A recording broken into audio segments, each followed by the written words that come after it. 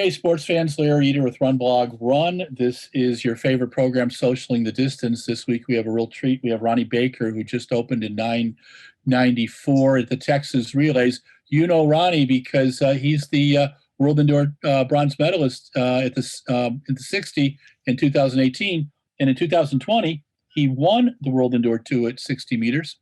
And Ronnie, it's great to see you. Good to see you guys too, man. It's always a pleasure when I get to speak with RunBlog. So it's fun. Cool. So tell me, 994, man, that's a smoking opener. How did you feel? I felt pretty good about it. I think that it's funny because I got interviewed afterwards and everyone, they asked me questions about how I thought the race went. Yeah. Honestly, I was like, I think my coach is going to tell me this, this, and this. I need to fix this. And What was crazy is that this is the first time where he didn't say much. Wow, that's cool. That's kind of nice. Yeah, that's nice. It's nice not to hear anything. Yeah. So, I felt pretty good about it. How's training been going? Training has been well. It's changed a little bit. Obviously, last year during the whole pandemic, we had to move and do some different things and change some things up. We've kind of gotten back to normal. The training's been great. It's been fluid. It's been hasn't been a challenge really. And the training for me is going a lot better than I'd say the last couple of years. I think that even from my coach today, he said, I think you're the best you've ever been at this point right now. So that's kind of a highlight on how the training is going. It's going pretty well. Now, where do you train out of?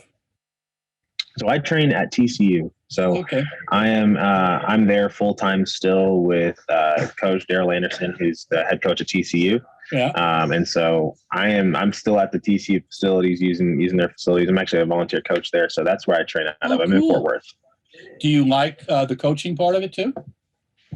Yeah, I'm actually not doing a whole lot of hands-on stuff, but if I do need to go out there, the coaching aspect of just trying to help the kids understand some things.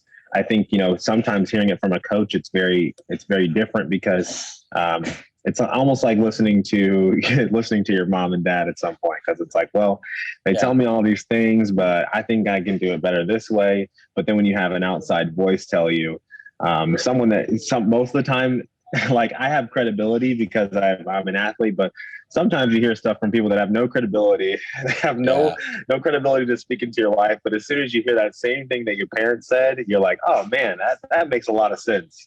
Yep. It's like, true. Yeah. So it's cool. It's cool in that aspect, just kind of seeing their eyes light up with just different things that Coach Anderson's already telling them. So, well, we're going to warm you up with some questions. So here's my first one. You're in a room of high school kids. What would you tell them is your biggest mistake as a sprinter in high school? Man, biggest mistake as a sprinter in high school? That's a good question. That's a hard one because I feel like I can't say it wasn't like, for me, it wasn't never work ethic. I always worked hard, so I can't really say it was anything in that avenue. Man, biggest mistake. I would say, and this is, I guess, not from a personal experience, but there's some things that I believe a lot of high schoolers do or that they don't do that kind of hinders them from performing at the highest level and potentially maybe even moving on to the college ranks. Mm-hmm. I think that a lot of the times in high school, you can tend to overthink things. Okay. So that might be one thing, and just kind of overthinking the races, overthinking the competitions. I think that's huge. So there's times where I would go into races knowing I was the fastest person there, and I would just kind of overthink it and run poorly. That's a good point. So really, it just comes down to, I think in high school, just having fun, but also just having a little bit of focus. I think that nowadays, really, I mean, more than ever, there's a lot of small things that distract us. Those little devices that people touch, 24/7, the cell phones, and there's a lot of distractions out there. Maybe even as a high schooler, even getting rid of some of that stuff will separate you from a lot of the high schoolers out there today. Just having a little bit of focus. When you go from high school to college, if you were talking to kids about young athletes about doing that, and they're the best kid in their high school, and now they're going to a college program, and they're one of several really good athletes. How do you deal with things like that? Like as far as the distractions, or just moving into that arena with being like arena. One of the top three. Yeah, okay. Moving to the arena. I think the biggest thing for me, because I actually came into TCU with two other guys that were just as high level, caliber as I was. Actually, they were a lot faster than I was coming out of high school. So these guys had PRs that were, they would stretch me when I got into the program. Yeah. And I think the biggest thing when you move from, high school to college and you are one of the best athletes, it's not getting comfortable, because a lot of what happens is everyone gets to the next level and they're like, well, I made it, and now they relax a little bit. They say, oh, I've got the spotlight on me. I'm the guy that's here, that they recruited, that I got a full ride or whatever. Now I'm supposed to perform. And I think they get comfortable. And you have to understand that at every single level, there's new heights to reach, right? The ceiling gets a little bit further away when you move into that next level. And just honestly continuing to have the work ethic that they had in high school, and apply that to the college level. Because at the end of the day, when you come in as a freshman, to be honest, it doesn't matter how good you are. You're going to be immediately the underdog. You're running against people that have been in college ranks for 3-4 years. And for me, I was like, the thing that kept me at peace was that, hey, I'm just a freshman. I need to get better, but I don't really have any pressure on me to perform. And I think that took a lot of pressure off me and allowed me to work harder in practice. And eventually the two guys that came in before me, I actually ended up being faster than them. Now I'm in the pro ranks, but handling that, because you don't even you see that at the high school to college level, but you also see that a lot from the college level to the pro level. You got these guys that are running really, really fast times, and then they go into the professional level where they're like, well, I'm the guy, I'm the superstar, man. I'm the guy, not realizing that, at the professional level, there's people trying to feed their families in this sport. Like they're not playing around.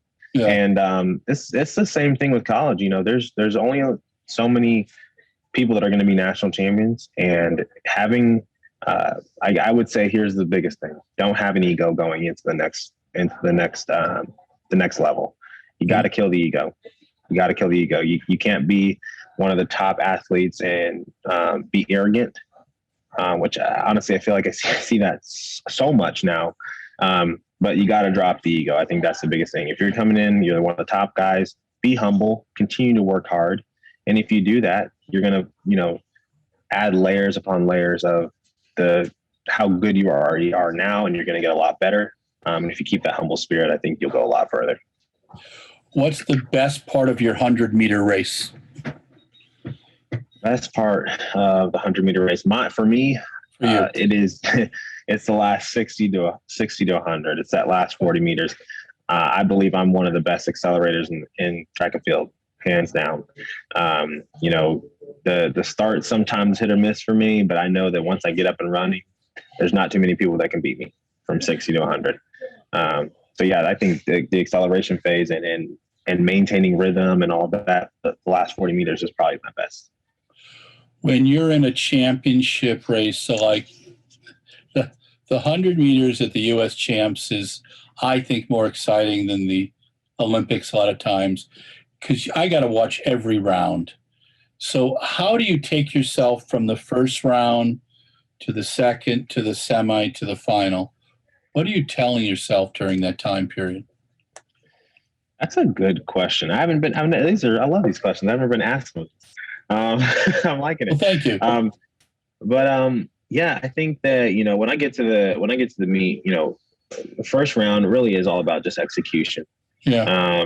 We've been practicing all year. It's been a long season, couple months. You've been doing a lot to prepare yourself for that. I think, going from the first round, obviously, is a lot of just execution, making sure you're hitting the marks, hitting the points, hitting the angles, everything's clear there. And then honestly, even going into the second round, you're not picking apart your race before, because you can't get too bogged down in, oh, well, I didn't do this and I didn't do that. It's more of remembering how successful you've been in the past. Maybe you focus on one of the races that you excelled or you PR'd or something like that. It's focusing on the positive things, because you can get into that point where it's like, oh, well, I barely made it to the next round. Now I've got to pick apart everything and try to have a practice session at the U.S. trials. And that's just not how it works. There's nothing that you're going to do the day before, 2 days before, the night before that's going to change how you're going to run and how fast you're going to run. You just got to trust in what you've already done, trust in the work you've already put in. And, from round to round, not get too bogged down in, oh, I messed this up. And just every race is a new race. Every race is a new opportunity. So I think from round to round is just honestly staying calm and trusting in the training that you've already done. When you're in a final, do you know where you're at during the race? Like, say you're in 100 with Christian and with Justin, do you know where they are? Or are you just focused on you executing? That's one of the hard ones, because I think that I know where they are. Yeah, but sure. You want to focus on your race, your 48 inches in that length. Mm-hmm. So that's huge for me, is just focusing on where I'm at and what I'm doing. Because if you do get caught up in finding out where everyone else is at, that's usually typically when you find them in front of you. So, I try to really focus on, my coach always says that, sprinting is like being in a phone booth. You've got to focus on your 48 inches and being in that spot. Yeah. So that's got some nuggets, picture, man. That's a great picture. Yeah.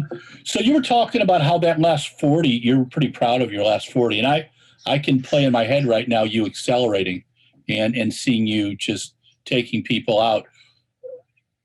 Do you tell yourself something during that time? Are you just working on executing? Can you feel yourself taking off? Explain that to a middle distance guy who, I used to spend 25 laps on the track. So I'm in such admiration for being able to control 100 meters of your life like that, So what does it feel like? What's that last 40 like? Do you know you're blasting away? Yeah, I think it's something that you don't even, honestly, just with the rhythm and things that you have to stay controlled in 100, I think you don't even realize it a lot of the times. For me and my race plan and everything, there's been times I'll go back to 2018 Prefontaine. Yeah. That was when Christian was there. We were right next to each other. I think we're in 4 and 5. And we both got out pretty even, got to around 60 meters. And honestly, what we practice is just keeping rhythm, because fluid running and sprinting, you want to have that. If you're trying and you're straining, you're going to be slowing down. Okay. And so in my head, in that moment, which is crazy, I don't really think about too much, but I remember being at 60 meters, 70 meters, and just hearing in my head my coach saying, just relax and flow through the line.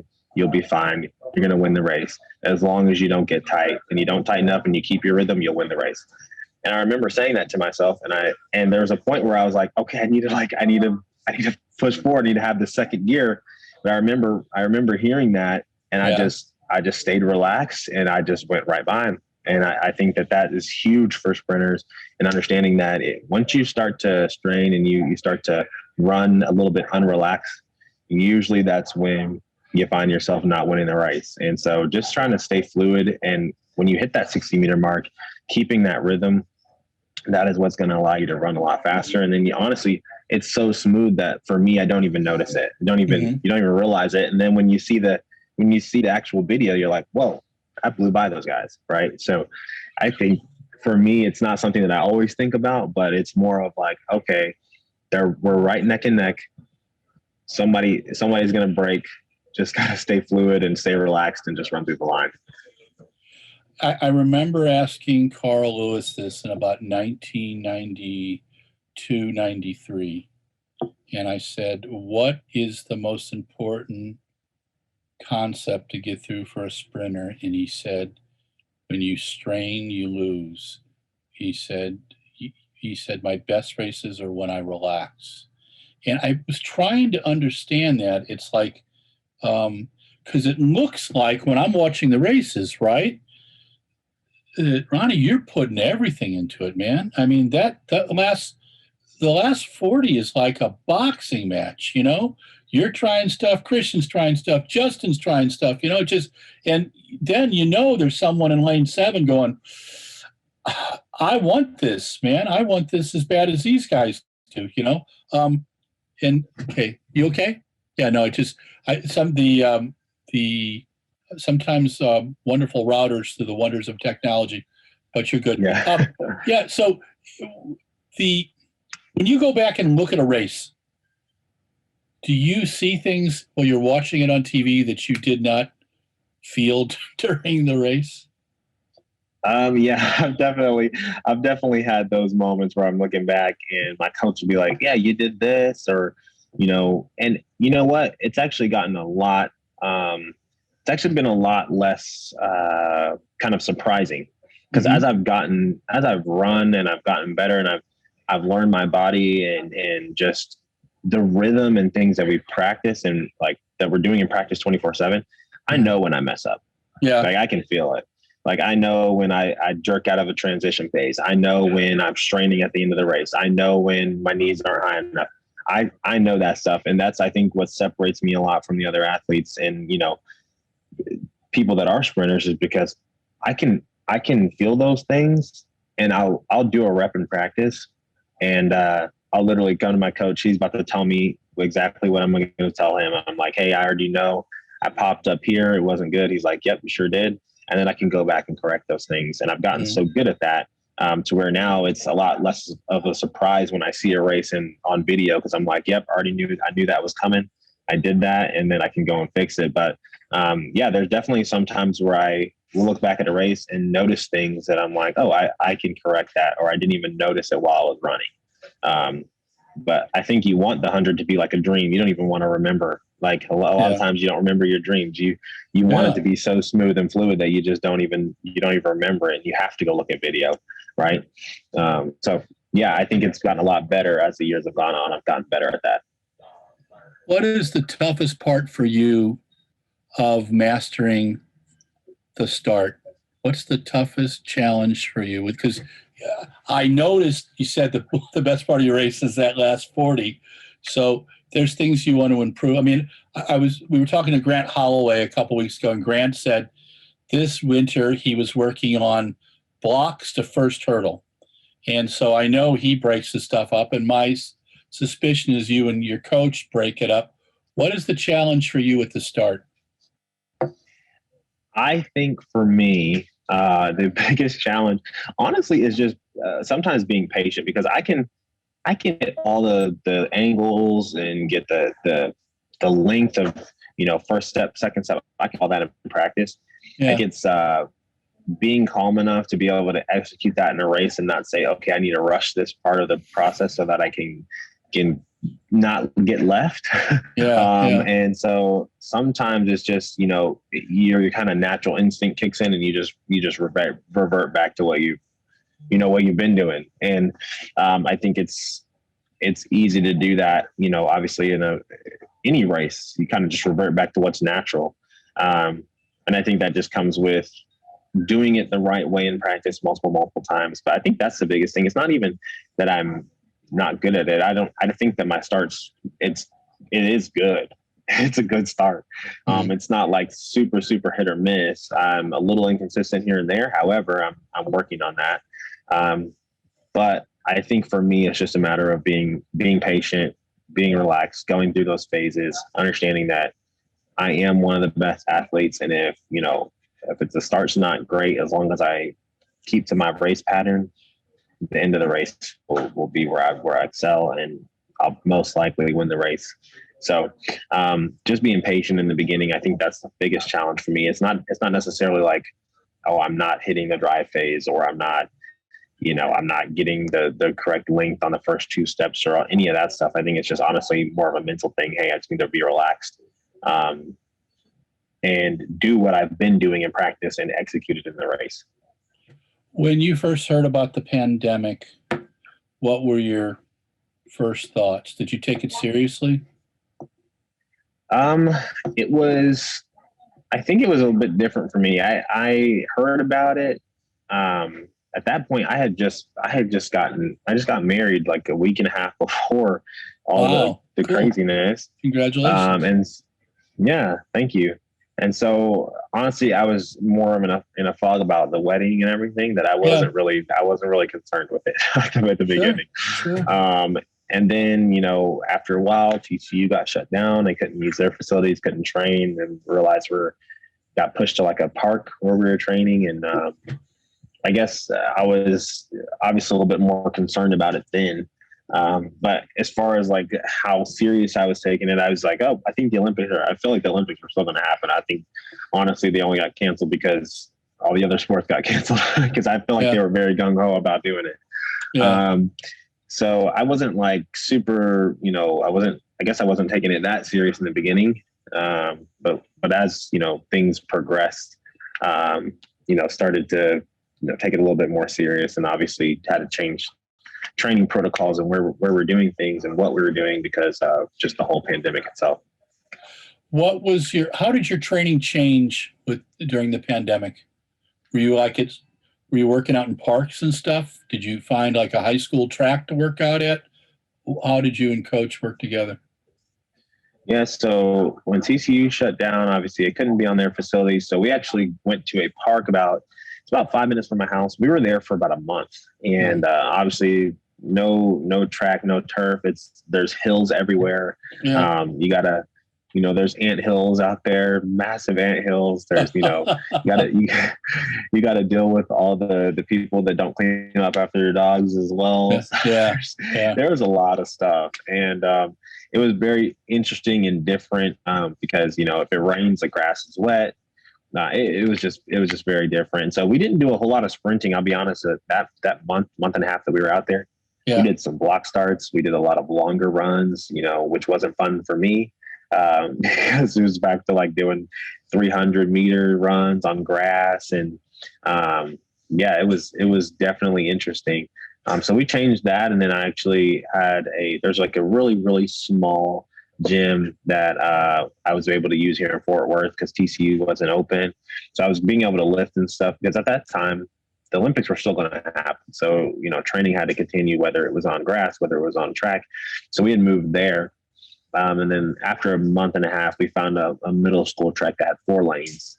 And we were just going out there and doing what we had to do. And to be honest with you, during that whole year, after we found out the Olympics were going to be canceled, everything kind of ramped down. We weren't out there going after it, sprinting and doing a lot of stuff. Honestly, it was like, we're coming in, we're doing some easy 200s, 150s, just coasting it, just staying in shape. Because at that time we figured, hey, our goal that year was, if there's going to be a meet, we're going to go to that meet and we're going to qualify for the trials next year. We're going to get our time out of the way so we don't have to worry about it in 2021. And that was our goal. And that's exactly what we did. We achieved that, ran 2 races, and ran 10 flat. And I got my trials qualifier and I said, all right, season's over. And so, that was kind of our mindset. It's like, we don't need to be in 9-7 shape when there's nothing happening. So, talk to me about the indoor season in 2021. Did you do 2 races? Or did you I saw you do the American Track League, right? Yep. Okay. Just the one. Yeah, just the one this year.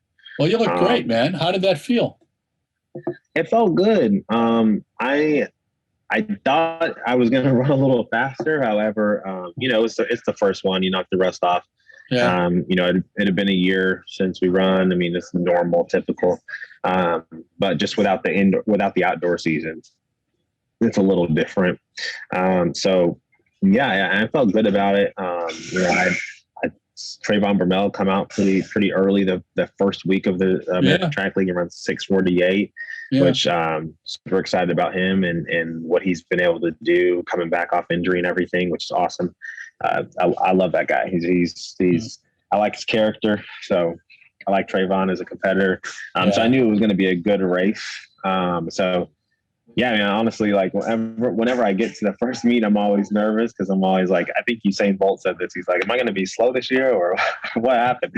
He's like, he doesn't know. He's like, I've worked hard, but there's always that in the back of your mind, man, did I just get slow over the last year or what's going to happen? So, you know, that race was pretty cool. Just getting to line up against someone that had already run pretty fast and kind of see where I'm at. And just being able to win the race, you know, for me, it's never about time. It's usually, I just need to win the race. At the US trials, it's not about time. It's about who wins, who's in the top 3. Right. So I was excited about that. What's the difference between a 6.40 and a 6.50? What's the, can you feel the difference when you're running? Honestly, no. Okay. You feel the difference the next day. Okay. That's the really? difference. So what happens? You're really sore? Oh my gosh. I think I remember on Twitter at the time after I ran 6.4. Yeah. And I think I remember tweeting that I felt like I just got hit by a train because the soreness was unreal. It was ridiculous. I'd never felt that way after like even sprint sessions and practice and stuff. You know, you get a little sore here and there, but like my whole body was just in shock. And it's crazy because I do remember that race, you know, running 6.4, and honestly, it didn't even feel that fast. Like it didn't feel like any different. Like I didn't feel like I was like, whoa, that's going to be crazy. Like I just saw the time. I was like, oh, 6:40. So yeah, I think more than anything, it was the day afterwards because my body was on fire. What's your recollection of Birmingham in 2018 when you represented the U.S. and you took a bronze medal in the 60? What did you think about that? What do you recall from that race? Man, first of all, just really blessed to be able to compete and have the ability that I have to be in that arena and in that, you know, with the competition that was there. What I think is, man, I probably shouldn't have leaned at the end. I probably got a silver medal. So that's one of the big thoughts, you know, man, if I just run through the line, I probably would have gotten a silver medal. But a medal is a medal nonetheless. But yeah, honestly, like I'm just super grateful and blessed that I even had an opportunity to represent the USA. It was the first time I ever got to do that. So I was super excited about it. But yeah, as an athlete, I'm not going to, you know, I'm happy with it, but I'm not satisfied with it. You know, I think I could have placed higher or even won the race. So I always look back at it and I was like, hey, like there's things I can do better. And that was one of them. Maybe just running through the line because I had beaten Sue a couple times that year, and then in the biggest race of the year, I lose to him. So I'm just like, man, that's not good. So yeah, it's small things like that. But I love the atmosphere of indoor racing anyway, just because it's more intimate. The crowd's right there. I love indoors. But yeah, that was amazing, especially just being able to wear that USA jersey on that big of a stage for the first time. All right, so here's the challenging part of the interview. I'm going to give you 7 athletes' names, one at a time, and you got 3 to 5 words. We're going to start with Mike Rogers. 3 to 5 words on Mike Rogers. Okay. Let me ask you this. What kind of answers are you getting from people? Like tough, great start, funny, you know, great jokes. It's really interesting how many things I hear about outside of the race stuff, you know? And so it's really open to anything. And, I follow Mike on social and I know he can rip people. It's pretty funny watching him sometimes. And I'm always fascinated. Sorry, people like to, even though I'm someday I'll learn how to turn off all my notifications there. Well, Mike, it's just like, so I just put it on airplane mode. So it could be a recollection of Mike, but I do it and you can use as little or as many words as you want to. But I would say Mike is friendly. Okay. If I had to use, well, anywhere from 1 to 5 words, I would say Mike's friendly. Okay, Mike's a cool. friendly guy. All right, then Yeah. Justin Gatlin. Yes, yeah. And some of these people I don't really have like super good relationships with, like not necessarily good, but like I haven't really had a conversation with Justin Gatlin. But I think he's personable. I've had a few conversations. He's very personable. Okay. Yeah, I would say personable. He's very wise. Okay. Personable and wise. Su Bingtian, the Chinese athlete that you've competed against a few times. Yeah, Su. He's smiley. That's one thing. Okay. So I remember. I'm sorry, I'm going over the 5-word limit here. Yeah, but not a problem. Don't worry about it. No, I do that just to kind of give it a parameter. But people can go. Yeah, I have experience. Well, I try to have a conversation with him, but I don't think he speaks very good English. Or he doesn't. So it was like the barrier there was. I mean, we couldn't have a conversation. So a lot of the time he just smiled at me and he just nodded his head. Cool. So I said he's smiley. Have you competed against Jimmy Vico? I have.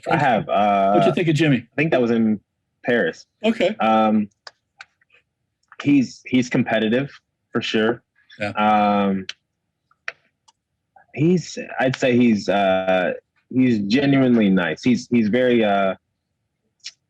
I'd say encouraging or celebratory.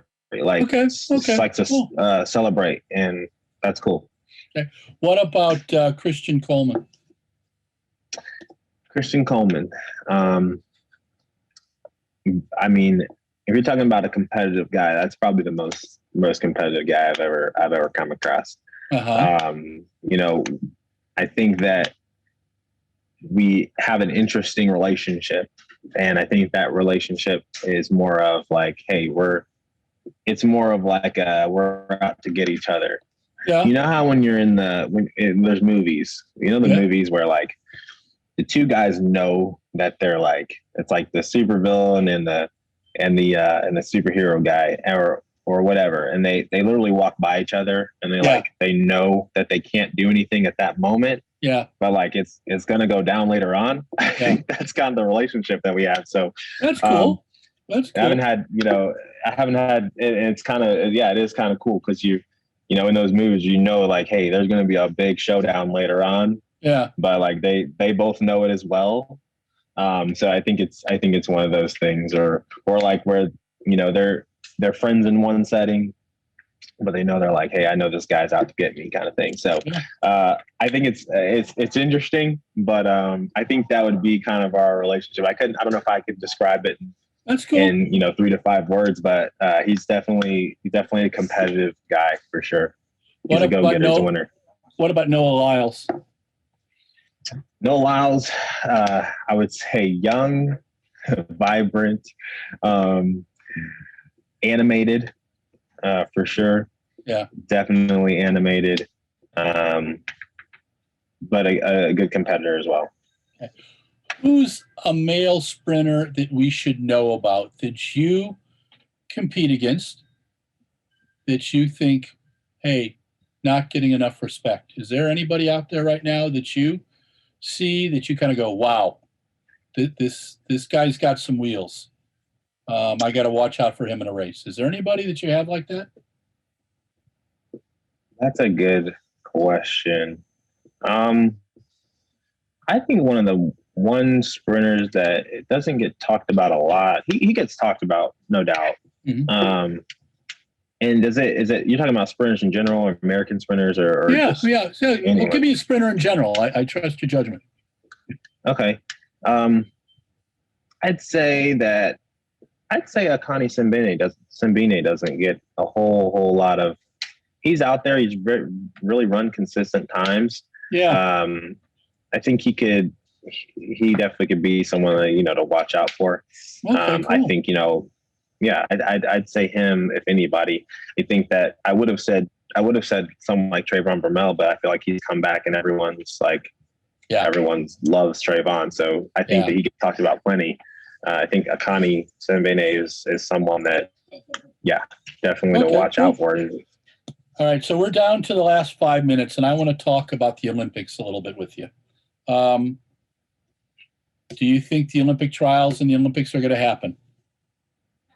I believe so. Okay. I believe so. And that's how you're preparing, correct?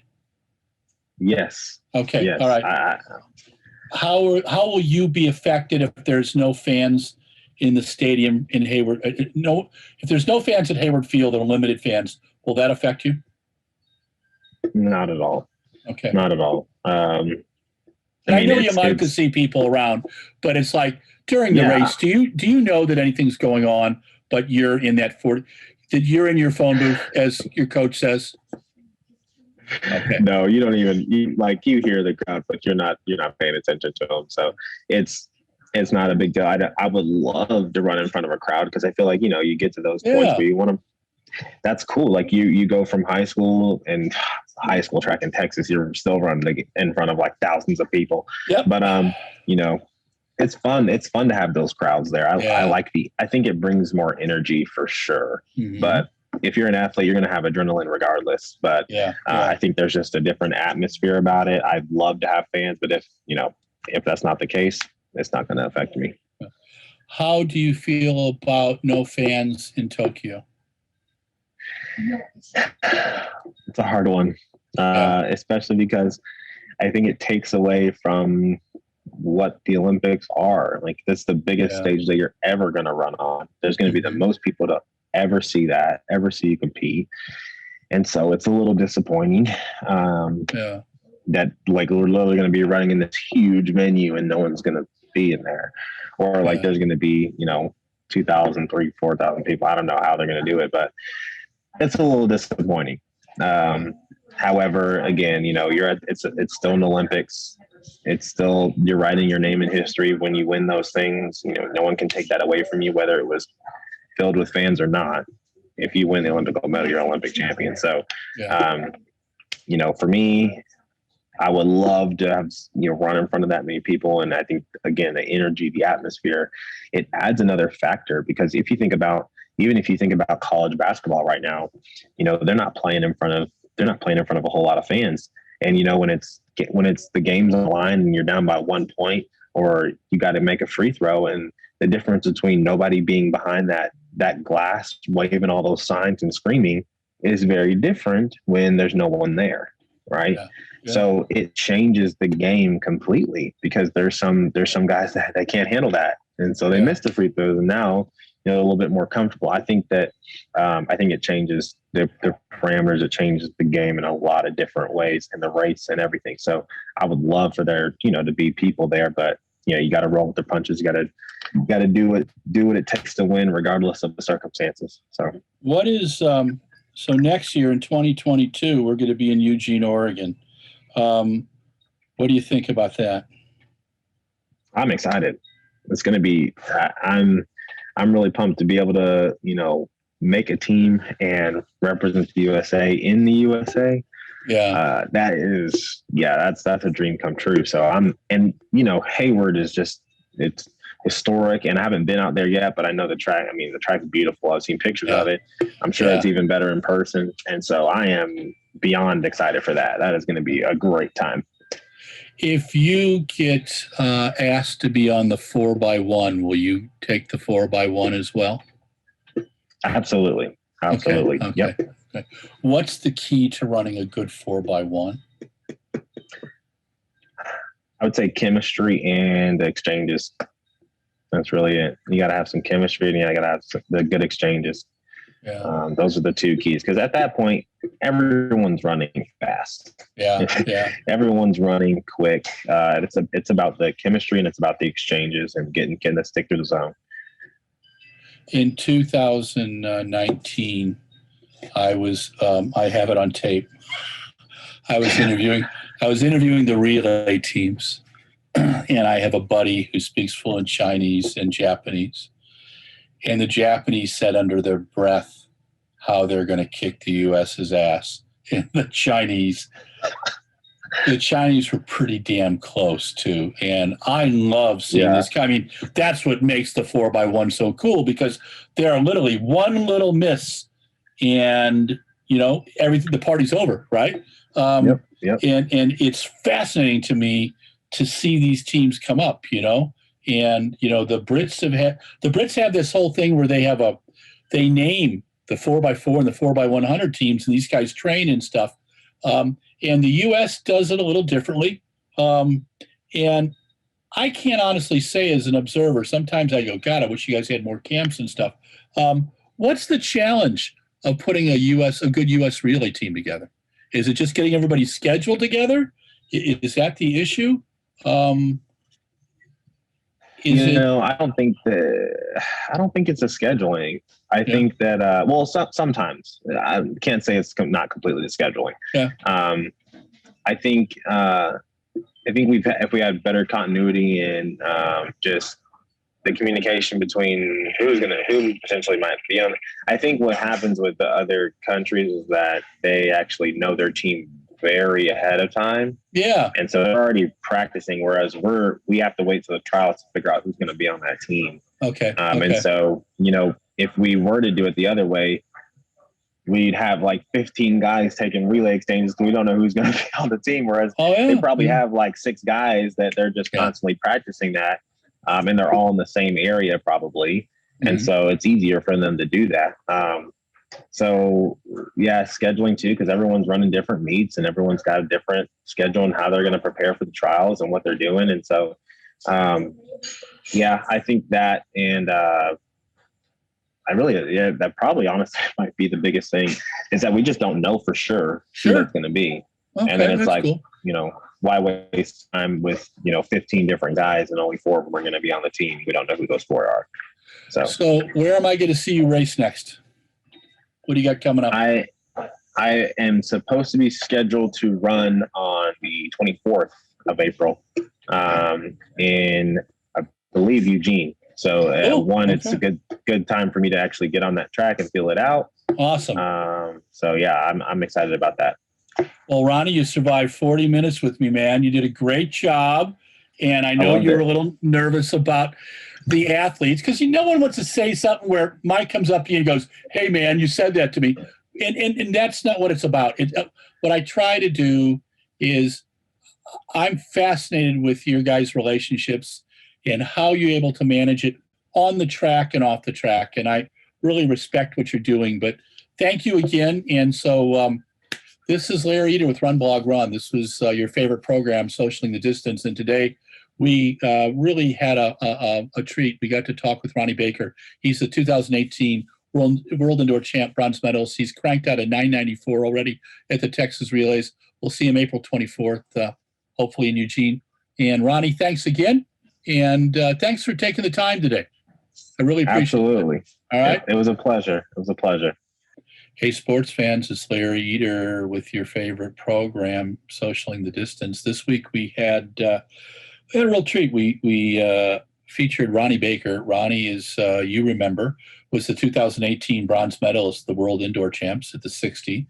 He was the World Indoor 2020 champ at 60. He won the American Track League 60 final event against Trayvon Bromell.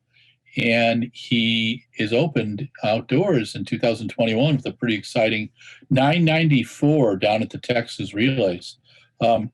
Ronnie's pretty darn cerebral. He's very thoughtful with his comments. He analyzes everything, and he's had some injury issues that he's had to deal with, but he seems very confident and poised for the 2021 Olympic trials, which he believes will happen, and so do I, and the Olympics. And we asked him, got to ask him some fun questions. I think the ones that I was most interested in is that I know that he likes having an audience around, but I asked him what would it be like without an audience in Hayward, and he said he's really focused on the race. Of course he likes an audience, and he'll be sad not to have an audience in a big crowd in Tokyo, but he also understands it. And he talked about his coach's, one of his coach's great comments, great nugget, which was, you're in a little phone booth, and that's where you're at on the track. It's 48 inches wide. You stay focused on that.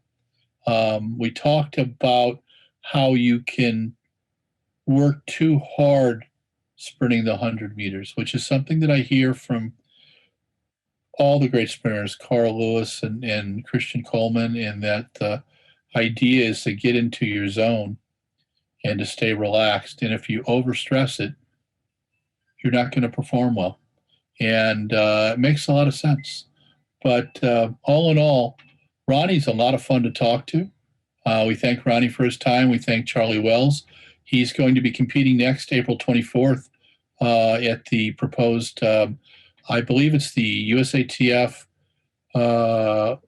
/ Oregon Relays, and in Eugene, Oregon, at the professional opening of the new Hayward Field. And we're hoping to be there for that. This is Larry Eder with RunBlogRun and Socialing the Distance. We featured Ronnie Baker today.